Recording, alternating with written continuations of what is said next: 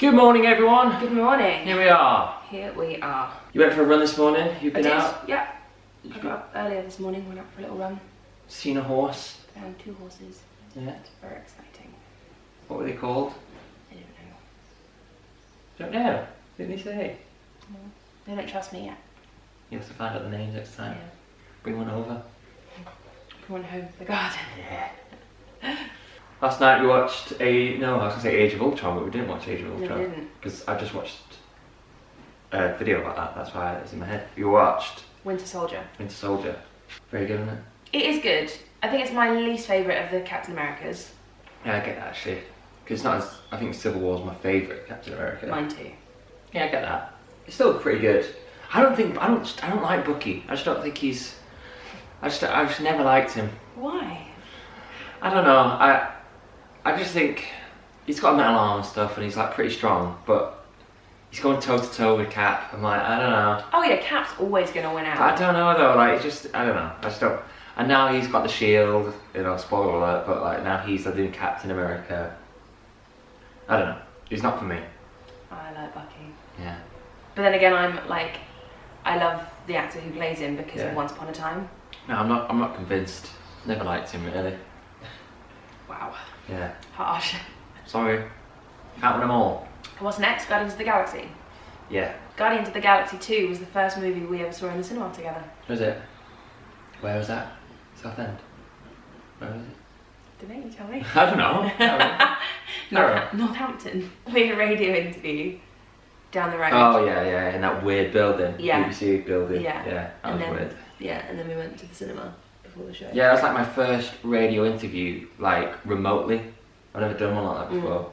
Which basically, like, you literally go into a room, you put like the cans on, and like you're in one city, and you're getting interviewed by someone in another city, and you're just there in a room with a single mic, just waiting, and then someone comes into your like ears. Sounds a bit rude, but they do. I never would have taken it as that. I don't think anyone else watching that would have heard it in that way. I had to say it. Someone speaks into your ears and says, "We're going to be live in 5 minutes, sit pretty." And then we just got to sit there, haven't you? Then this guy comes like Clive, like, "Hey, I'm Clive from BBC, whatever, Norfolk," and starts speaking. Northampton. Well, whatever. No, like as in, because it wasn't for Northampton, was it? Was it not? No, well, no, surely it wasn't, because we would have just met the guy. I don't know. Because it was like a remote, it was like for the, I think it might have been for like the next city we were going to be in. That sounds right. Maybe like, I don't know what's after Northampton, but yeah, crazy. That was weird. Good question for you. Go on. Do you have any party tricks? I can do an impression of an elephant. So things you never knew. Go on. Oh no, I'm on the spot. It makes my face go weird though. Okay, wait. Stop looking at me and staring at me.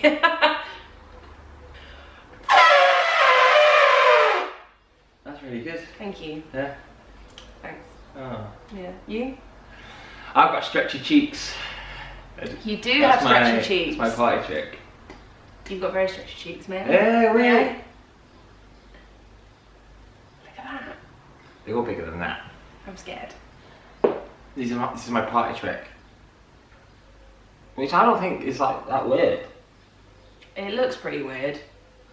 I remember doing it in primary school. People were like, Jesus, like what's wrong with you? And I was like, oh. People do just have naturally stretchy skin though, because I just don't at all. Like my skin is firmly attached to my muscle. Like you're never, because your skin like it's like it comes away from the muscles.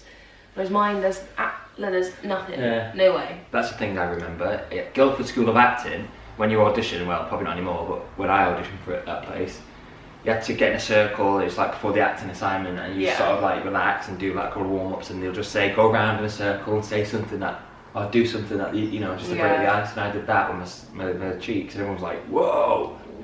And I think it was then I was like, yeah, this is different. It's a bit weird, yeah. That's my party trick. It does, the term party trick does make me laugh, because it's as if we all just sit around in a circle and go, what can you do that's weird? Yeah. I don't think I've ever done that at a party. No. You wouldn't know, would you? No. Nelly the elephant's here. Yeah. Elmer's arrived. Better than Dumbo, isn't it? Oh, we've got our blinds being fitted today. whilst maintaining social distancing, because people have started trading again. Yeah. So we've got a man coming over. We're going to stand in the kitchen over there. To do the blinds. He's going to put the blinds up. I'm very excited about it, yeah. Because it was one of those things that he was meant to come and fit them, like, the day after lockdown happened. So obviously it couldn't happen.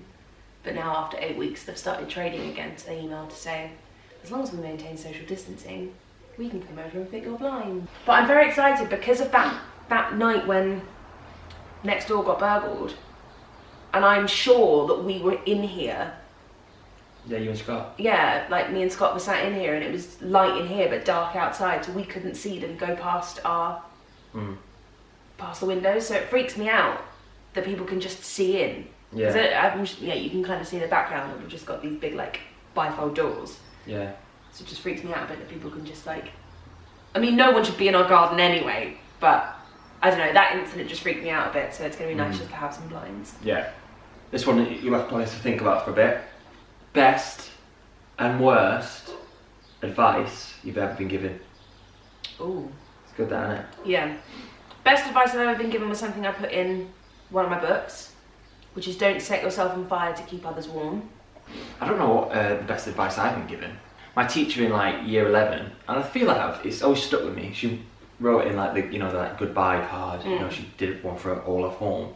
I got one, and it said something like, it was very nice. And it sounds really horrible when I say it now, but it was something like you can't just get by on like your natural talent. For like things you have to like work hard to like further that natural like gift you might have for a subject. So yeah, something like that. But start putting more effort in, basically. Yeah, pretty much. Yeah. No, because I think in terms of like if it was in terms of acting or sport, I was always like naturally pretty good at it.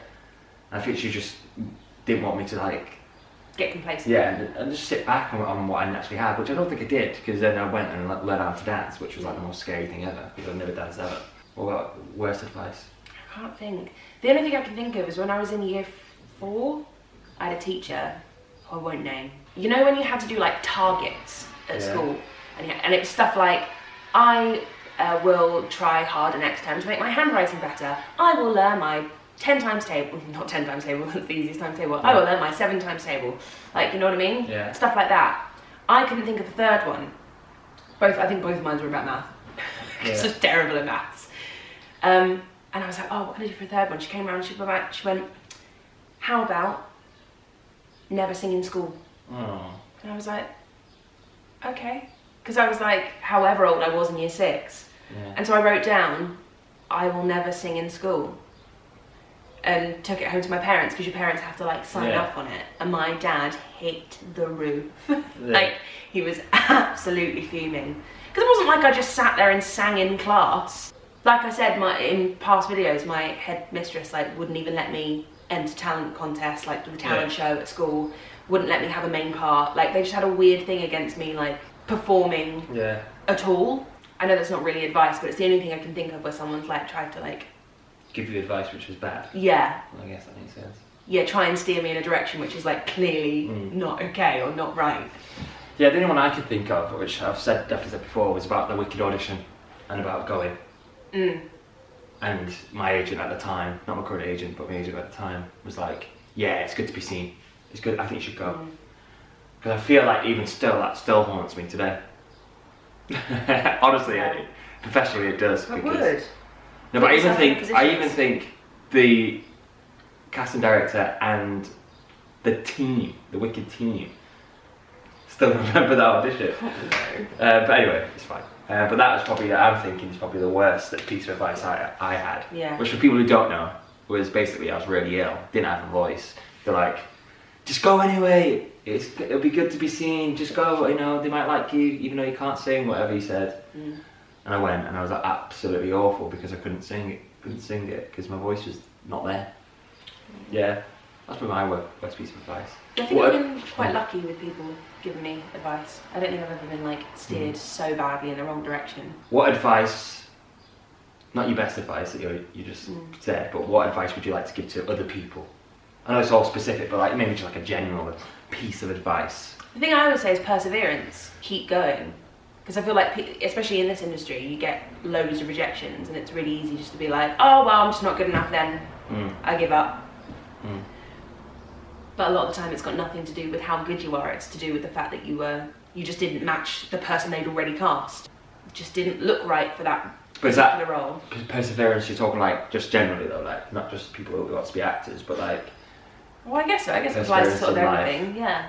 Like if you're chasing something or want to like succeed or want to whatever, if you're studying in university and times get hard. Yeah, because I just feel like people give up too easily. So I feel like if you give up, you're making it 100% certain that you're never going to get where you wanted to be. And that's down to you.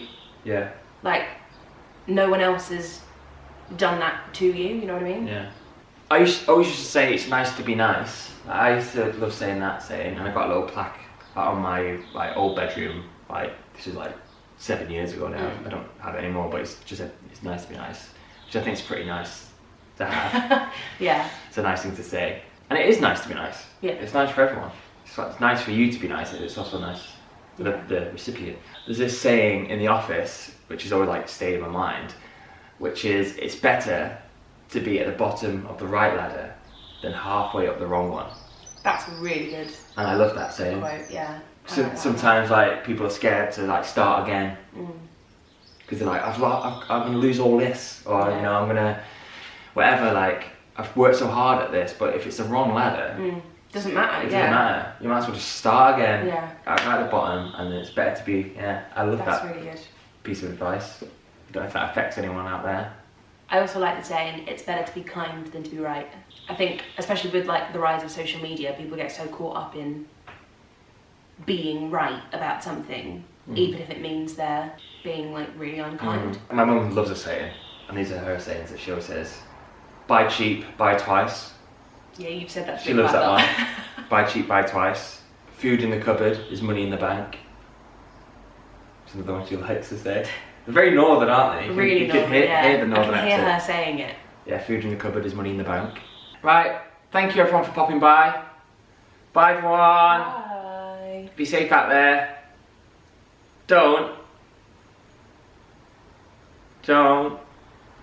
lick the ground. That's your worst one yet. Don't lick the ground. Yeah, I just thought if it's really dirty outside, probably don't lick it. Don't lick the ground. Don't lick dirt. Is what I'm going for. Did you get enough sleep last night? No. I think that's pretty good. Don't lick the ground. Don't lick the dirt. Right, bye everyone. Bye. Bye.